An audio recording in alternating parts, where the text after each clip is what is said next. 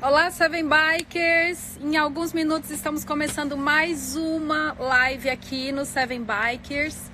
Hoje nós vamos falar sobre o coronavírus e nós estamos em alguns minutinhos começando a live com o Ricardo Vargas. Ele vai falar pra gente sobre a melhor forma de prevenção contra o coronavírus.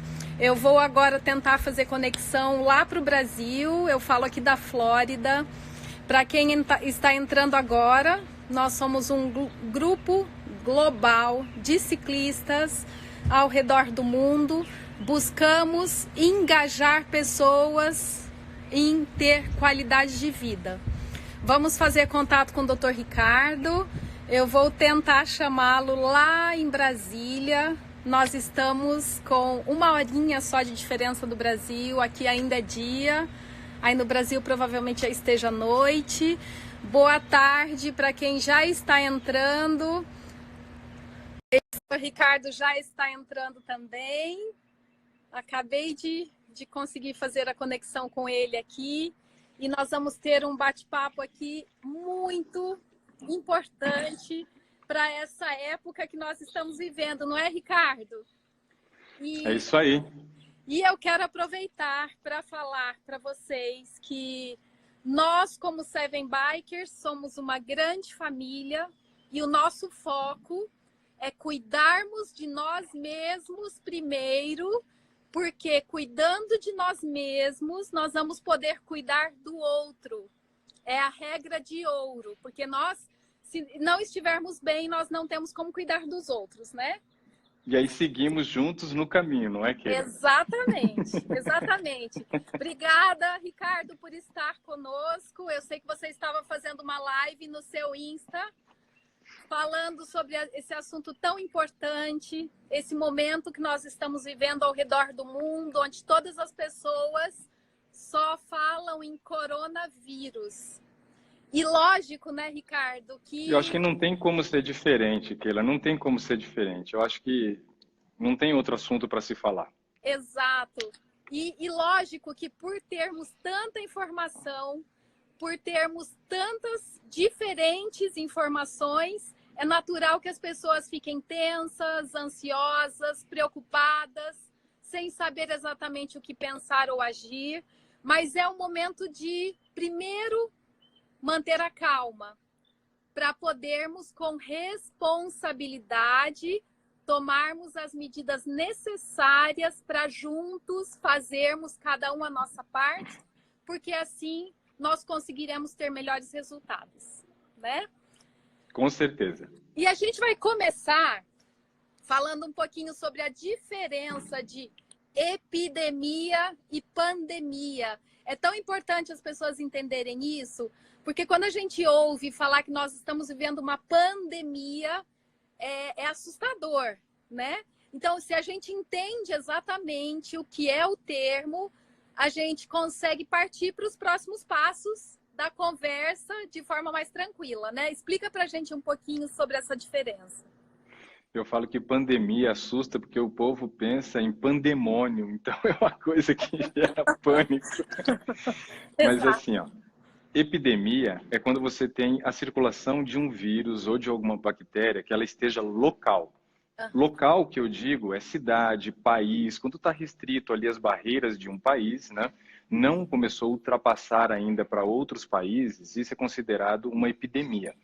Agora, quando esse vírus vence a barreira de um país e aí ele começa a ter uma circulação global, aí você tem que mudar o nome e aí você já chama de pandemia. Então, a pandemia nada mais é do que uma epidemia que se espalhou entre um continente, outro continente, ou até mesmo no globo terrestre todo. E o coronavírus, a gente percebe que tem regiões que têm mais casos, outras menos, mas ele já está, né, em todo o globo terrestre. Uhum. A pandemia tem alguma coisa a ver com o número de mortes ou gravidade? Não, tem a ver com a disseminação do vírus ao longo, né, de continentes ou a nível global. Exato. Então está bem claro que quando a gente ouve pandemia, trata-se somente de a mesma doença estar em diversas partes do continente, em diversas partes do globo, ok? Isso. E aí nós vamos para a próxima pergunta, que é um assunto assim que está assustando as pessoas, né? Sobre a velocidade de transmissão do vírus, do coronavírus. Nós estamos acompanhando diariamente, né, a duplicação, triplicação do número de pessoas infectadas. Fala pra gente um pouquinho sobre essa disseminação do vírus. Então, essa é uma preocupação, Keila, pelo seguinte, a capacidade de transmissão do coronavírus, ela é diferente, por exemplo, da capacidade de transmissão da influenza. A influenza é uma gripe, né? O vírus da gripe chama influenza. E a tendência no vírus da gripe é que uma pessoa contamine mais uma e um pouquinho, né, de uma outra, digamos assim, na estatística. É 1, alguma coisa, né, de transmissão por pessoa infectada. O coronavírus, ele já tem o dobro da capacidade de transmissão da influenza. Então, quando a gente ouviu, por exemplo, falar... O som sumiu um pouquinho aqui. Mas agora acho que já voltou, né? Voltou. Uhum. É que o fone eu acho que não estava bem carregado. Já vou até tirá-lo aqui. Ah, ok. Perfeito. Mas a qualidade ainda está boa aqui. Sim. Está perfeito o som. Então, veja só esse aspecto. O H1N1, ele assustou o mundo porque ele também se disseminou rápido. Só que com essa velocidade de transmissão de 1 para 1. Já o coronavírus foi muito mais rápida a disseminação, que é 2 para cada pessoa infectada. Ou seja, um infectado já transmite para 2. Então, isso vira um problemão. Aí a velocidade com que se dissemina é muito rápido. Então, todas essas medidas de contenção que têm sido estudadas e aplicadas por países e estados, é extremamente importante, louvável esse tipo de conduta, porque realmente, se você tiver o contato com pessoas, a transmissão vai ser muito rápida, essa disseminação. Então, aqui no Brasil, por exemplo, a gente percebe que tem 2 cidades onde pessoas trouxeram o coronavírus de fora e começou a recircular o coronavírus dentro dessas 2 cidades, que é o Rio de Janeiro e também São Paulo. No Rio de Janeiro, por exemplo, ontem, a praia estava lotada. Eu fico pensando assim, que juízo que esse povo tem. Porque a disseminação é muito rápida. E aí as estatísticas estão mostrando que se não for freado, né, essa aglomeração de pessoas no Rio de Janeiro, em um mês, eles acreditam que pode ter um potencial de chegar a 30 mil casos. Aí, se você utiliza a estatística hoje, né, de 30 mil casos, a estatística de 3,7%, né, de pessoas morrendo a cada... 3,7% de pessoas morrendo, ou seja, a cada 100 pessoas vai morrer 3,7, vamos colocar em uma média de 4, por exemplo. Só fazer uma conta aqui, só para você ter uma noção do que pode acontecer no Rio de Janeiro, se as pessoas ainda continuarem agindo com esse grau de responsabilidade, né, de ficar se juntando, né, para ir para a praia. Não dá, esse momento não é para isso, esse momento que a gente está vivendo. Então, vamos fazer a conta aqui, quer ver? 30 mil vezes 3,7 dividido por 100, a gente pode ter 1.110 mortes no Rio de Janeiro em um mês, se não for criado juízo na cabeça desse povo. Né? Então, a gente tem que ter esse cuidado, porque a disseminação é muito rápida, a mortalidade é baixa, mas com a disseminação alta, o número de mortos ainda acaba sendo alto. Sim, e a gente vê que houveram mais de 3 mil mortes no Japão, a Itália já passou de 2 mil mortes, está no pico, né, da contaminação e das mortes. A Itália, em um dia, teve 368 mortes. É muita gente. É muita gente, é muita gente. E se a gente para pensar, existe um grupo de pessoas satirizando o vírus e outro grupo de pessoas em desespero por conta do vírus. Mas nenhum extremo é bom, né? Sim, nenhum extremo é bom, porque se nós agirmos com responsabilidade, a responsabilidade cada um de nós é responsável por conter a disseminação do vírus, correto? E nós podemos fazer a nossa parte, não sendo um agente de transmissão. Vamos falar um pouquinho das pessoas mais idosas. Por que o grupo de risco... se fala tanto nesse grupo de risco. E aí algumas pessoas que são mais novas falam, não, mas eu não estou no grupo de risco. É importante a gente esclarecer isso, né? Só que você leva, né, a doença para quem está no grupo de risco, então também tem que ter responsabilidade. É um egoísmo muito grande. Eu, de repente, estou numa faixa etária onde tenho um grau de imunidade maior, onde sou, de repente, aquele que desenvolve a doença, mas é assintomático, né? Ficar saindo, me expondo, e depois levar esse vírus para dentro da minha casa, para o meu bairro e assim por diante, né? As pessoas idosas, elas têm a imunidade mais baixa, já pela idade mesmo, né? Os processos de manutenção do organismo já não são mais o mesmo, o número de linfócitos acaba diminuindo, macrófagos, eosinófilos e assim por diante. Mas tem um aspecto importante que a gente deve lembrar, é o seguinte: quando a gente olha para uma pessoa idosa também, é onde nós encontramos a maior parte, né, das doenças crônicas, né? O que é uma doença crônica? Uma doença crônica é uma doença que não é contagiosa, ou seja, não pega de uma pessoa para outra, né? E aí você tem diabetes, você tem a própria hipertensão, as doenças cardíacas, né? Você tem a obesidade. Essa é a nossa principal doença crônica. E o principal problema no Brasil, né? 60% da população está acima do peso. E aí nós encontramos, então, pessoas com um grau de imunidade baixo devido a essas doenças crônicas. E a gente encontra, depois dos 40 anos, a maior concentração das doenças crônicas. Por isso, essas pessoas se colocam numa condição de um risco maior. Os mais novos, eles têm uma imunidade diferenciada. Eu acho que hoje nem tanto, viu? Porque o povo está abusando tanto do horário de dormir, está abusando de álcool e um monte de outras porcarias. Isso daí acaba detonando o sistema imunológico também.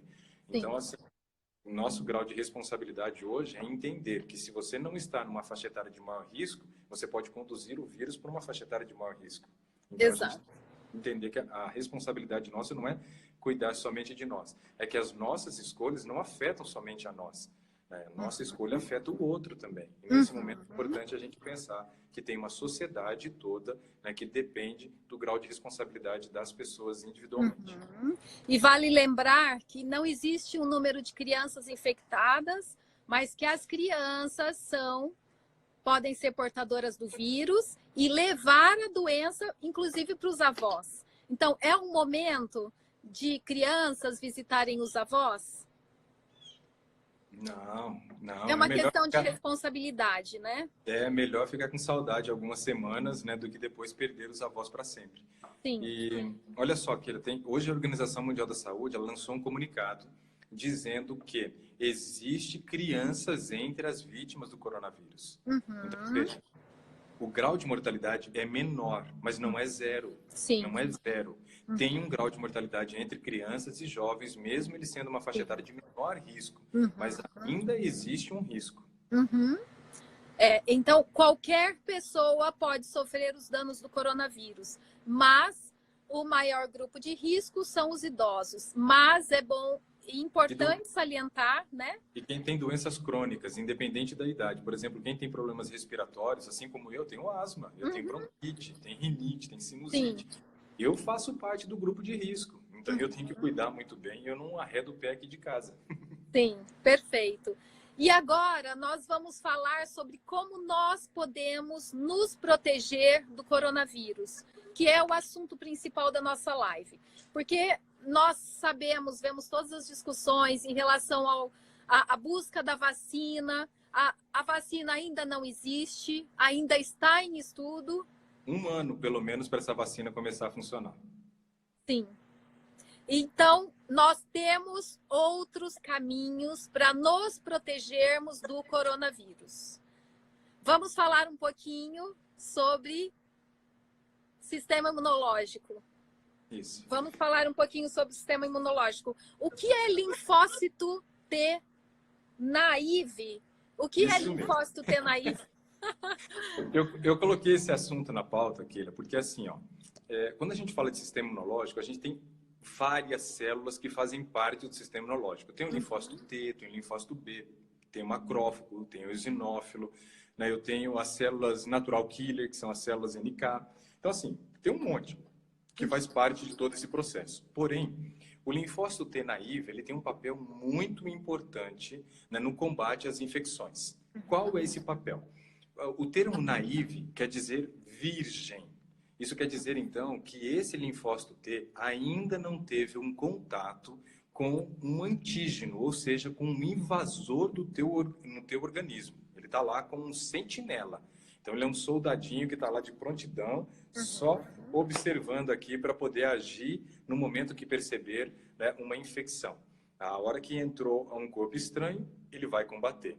E por que eu estou chamando a atenção do naive? Porque ele é o primeiro a chegar, é ele quem mapeia o terreno, é ele quem cria os anticorpos, e esses anticorpos depois se tornam os locais aonde todas as outras células do sistema de defesa vêm e se ligam, entendendo que ali tem um invasor, e aí sim vamos começar o processo de combate e desenvolver o processo inflamatório na tentativa de vencer esse vírus, essa bactéria, um fungo ou qualquer outra coisa que entre no teu organismo. Então, o naive ele é muito importante para nós, para esse aspecto. E eu destaquei a função dele, por quê? Porque muitas vezes a maneira como nós temos vivido e o estilo de vida que levamos faz com que esse linfócito T naive ele encontre outras coisas para combater, ao invés de ficar ali, né, de prontidão, esperando a entrada de um invasor que realmente precise ser combatido. Uhum. Algumas pessoas estão perguntando sobre quem tem rinite, se está no grupo de risco. Eu vou falar um pouquinho e depois você complementa, porque é muito importante que as pessoas entendam que todas as pessoas que estão com seu sistema imunológico baixo fazem parte do grupo de risco. Se você tem doenças respiratórias, rinite, asma, você está com seu sistema imunológico deficiente? Se tiver no período de crise, com certeza, né? Porque sim, a rinite é de inflamação, ou seja, está no processo inflamatório. E se você está nesse processo inflamatório, os seus linfócitos T naive estão envolvidos nisso, em gerar essa inflamação, né, para combater os processos alérgicos que te gerou a rinite. Agora, se você tem a rinite, mas você não está no momento de crise, ela está controlada, aí você não faria parte do grupo de risco. Agora, quem tem asma ou bronquite, aí esses daí já são mais complicados que quem tem rinite. Sim. Vamos falar um pouquinho das nossas práticas, porque é muito importante agora nós falarmos o que no dia a dia influencia no nosso sistema imunológico. Quais são as práticas que nós estamos tendo diariamente que estão influenciando no nosso sistema imunológico em não conseguirmos ter forças para combater o vírus. Pois é, lembra que eu falei do naive agora, que ele é o sentinela? Uhum. Se, por exemplo, uma pessoa está acima do peso, né? Então o estilo de vida da pessoa conduziu ela para estar acima do peso, isso já é uma coisa que tira o foco do linfócito T naive, né, de combater as doenças, porque a gordura é um tecido inflamatório. E aí, então, o teu organismo está envolvido em combater a gordura, ao invés de estar como sentinelas observando a entrada de vírus. Então, o controle de peso é muito importante. Só que eu sei que no meio de uma pandemia agora não dá para pensar, não, eu preciso emagrecer então para melhorar o meu sistema imunológico. Não, sim, agora não dá. Você tem que emagrecer para que você tenha um sistema imunológico competente em outras situações, mas nessa não vai dar tempo. Nessa você vai ter que ter uma atenção para outros aspectos. Por exemplo, a questão do sono. O sono, ele é primordial para a melhora do sistema imunológico. Então, nós precisamos, né, de um sono reparador, um sono de qualidade. Eu não sei a estatística dos Estados Unidos, mas não deve ser muito diferente da do Brasil. Mas aqui no Brasil, segundo dados, né, nós temos de cada 3 pessoas, 2 delas dormindo mal. Ou seja, 2 pessoas de cada 3 relatam sofrer de insônia. Isso é um problema. Por quê? Das 21 horas e 30 minutos até as 2 horas da manhã é quando o nosso corpo está trabalhando para construir o nosso sistema imunológico. Ele está no momento de reparação. Toda a manutenção do organismo é feita das 21h30 até as 2 da manhã. E eu sei que a maioria da população sofrendo de insônia não dorme 21h30, quiçá meia-noite, ou está indo dormir 2 quando já era para ter terminado a manutenção. E aí o que acontece, Keila? Se eu, por exemplo, estou indo dormir tarde, e eu não estou conseguindo melhorar o meu sistema imunológico, porque estou dando pouco tempo para a manutenção do organismo. E nesse momento, a gente precisa cuidar desses aspectos, né? Eu, por exemplo, eu tenho um encurtamento da musculatura da nuca, sofro um pouco com algumas enxaquecas, e isso, por exemplo, alguns dias me causa uma insônia, me dificulta, né, para dormir. E aí tem que ficar usando estratégias aqui para conseguir dormir. E aí a gente tem várias estratégias, né, para conseguir dormir. Você pode, por exemplo, tomar um chá relaxante, Você tem que fazer atividade física durante o dia, porque isso cansa o teu corpo e ajuda você a dormir melhor. Você pode fazer exercícios respiratórios para ajudar a dormir melhor, né? Você tem que ter uma alimentação leve, né, o mais próximo possível do horário de pôr do sol, para que isso não sobrecarregue seu trato gastrointestinal e aí interfira na tua qualidade de sono. Né? Você tem que sair da frente dos dispositivos eletrônicos, aí o ideal seria 1 hora antes do horário que você pretende dormir.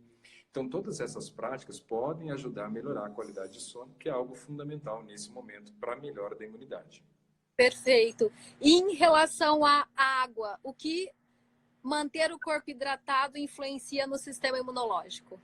É muito importante. A água é a base, né, para o funcionamento do nosso organismo, porque é ela quem constitui quase que 90% aí do volume do nosso sangue. O sangue é formado basicamente por água. Ou seja, todas as toxinas são retiradas através do sangue, todos os nutrientes são levados através do sangue, né? A gente tem, além disso, o transporte do oxigênio ocorrendo através do sangue. A gente sabe que em meio que tem pouco oxigênio, os vírus e bactérias se desenvolvem mais rapidamente. Então, é muito importante nós mantermos um nível de hidratação. Eu estou com uma garrafinha aqui, porque a outra live eu quase não bebi durante, eu estava segurando o celular nas perguntas aqui, mas a gente precisa se hidratar muito. E como é que eu sei se eu estou bem hidratado ou não? Analisando a tua urina.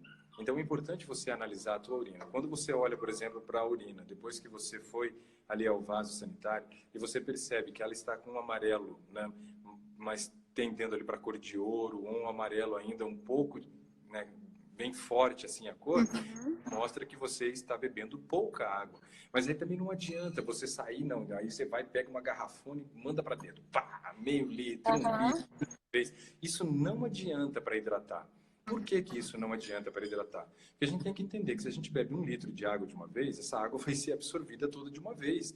E aí você vai aumentar o seu volume de sangue de 6 para 7 litros em poucos minutos. Aí aumentou o volume de sangue, aumenta a pressão. Teu corpo vai combater, né, essa quantidade de água que entrou ali, porque está gerando uma alteração fisiológica no teu organismo. Então, toda a água que entra, se entrar grandes volumes, sai também muito rápido em grandes volumes. E aí não deu tempo de hidratar. Então, o que é o ideal? Tenha próximo de você uma garrafa e aí você vai dando umas picadinhas ali, bebendo aos poucos, aí você vai mantendo a hidratação. E o ideal é que a coloração da tua urina esteja numa cor amarelo bem claro, que é chamado de amarelo citrina, dentro de um exame, que é o exame de urina. Perfeito. Hoje, Ricardo, eu fui fazer compras aqui nos Estados Unidos. As pessoas estão acostumadas a lidar com situação de emergência, furacão e tornado. Tem a temporada que as pessoas costumam ir ao mercado e fazer grandes estoques em casa. Então, aqui, eu não sei como está no Brasil, mas as pessoas já começaram a fazer estoque de alimentos em casa, porque existe a possibilidade de se fecharem os locais, né? Exato. Até papel higiênico já faltou, mas sabe que hoje, uma coisa... Perdemos a conexão? Estou tentando a conexão. Sabe que hoje eu fui ao mercado e uma coisa me chamou muita atenção. Não é só papel higiênico que está faltando nos mercados. Me ouve? Me ouve? Vocês estão me ouvindo?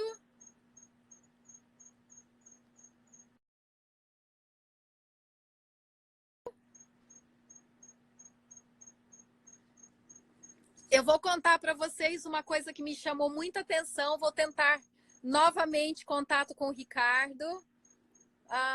Vamos ver lá. Vamos ver se ele está entrando novamente. Perfeito. Me ouve? Agora sim. Perfeito. Então, eu estava contando que hoje eu fui ao mercado e uma coisa me chamou muita atenção. Não é só papel higiênico que está faltando nos mercados. Está faltando várias coisas, mas me chamou muita atenção porque eu fui ao mercado comprar frutas e verduras. A parte de carnes e queijos estava praticamente vazia, completamente vazia. E a parte de frutas e verduras estava completamente reposta. Tinha todas as gôndolas preenchidas. As pessoas estão levando para casa aquilo que vai fortalecer o seu sistema imunológico. Não estou fazendo propaganda contra a carne, ok?